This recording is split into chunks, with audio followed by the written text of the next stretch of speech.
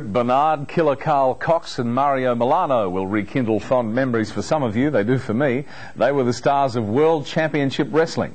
But is Australia ready for Wrestling Revisited? When you're straight, faces come out of the rain. When you're straight, no one remembers your name. If you know a clothesline when you see one, know the difference between a snap suplex and a pile driver, you're forgiven for cringing.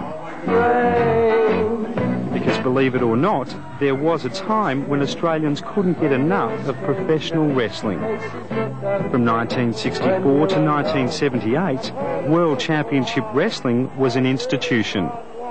Every Saturday, die-hard fans tuned in for their weekly fix of make-believe biffo. And the Jap's head is then cut open.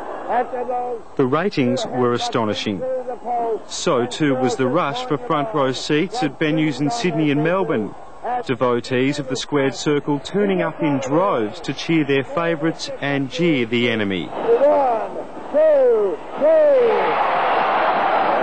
3. It was soap opera with a difference. Larger-than-life combatants embroiled in pre-arranged feuds. The good guys versus the bad guys in a no-holds-barred battle for control of this sporting fantasy land. Now, wrestling is attempting a comeback. New heroes, new villains, and a new generation of fans. But some things never change. O.J. Simpson goes free.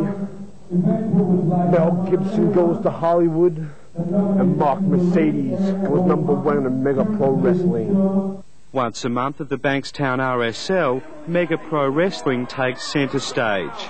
And it's one of the most bizarre shows in town. Meet the Executioner, a hooded thug who, like all wrestlers, has extraordinary raps on his own ability. If he got hold of Mike Tyson would be history. And if you're wondering about the costume, this is my thing. I don't want anybody to know who I am. And who could blame him? Then again, the Executioner claims his 15 years in the ring have been lucrative. It's very good money. Yeah. You know, I own Mercedes-Benz. I own a unit. I've got a house on the Gold Coast that I own. The big question is this sport for real? The wrestlers insist it is, and who's going to argue? As for the fans, well, they're not too sure. Oh, now I've seen it real, and they don't really punch them sometimes. Some of the serious pain. And that's sure. Bring up the F word with the wrestlers and the real acting begins. How else can you explain performances like this?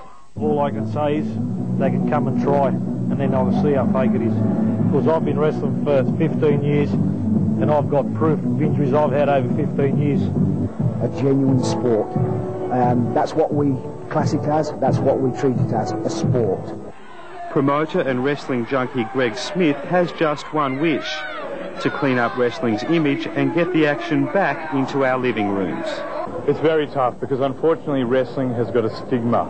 It's got a connotation of being a circus or being a blood sport. But have Australians become too sophisticated for wrestling? Smith doesn't think so. Well, we're hoping to take the sport of professional wrestling in Australia, really not to take it anywhere it hasn't been before. We want to bring professional wrestling back to the Australian people. Up until 10 or 15 years ago, wrestling was the sport, was the king of sports, and it was popular and it had a following. Those people are still there. The fans never went away. Really? Bring back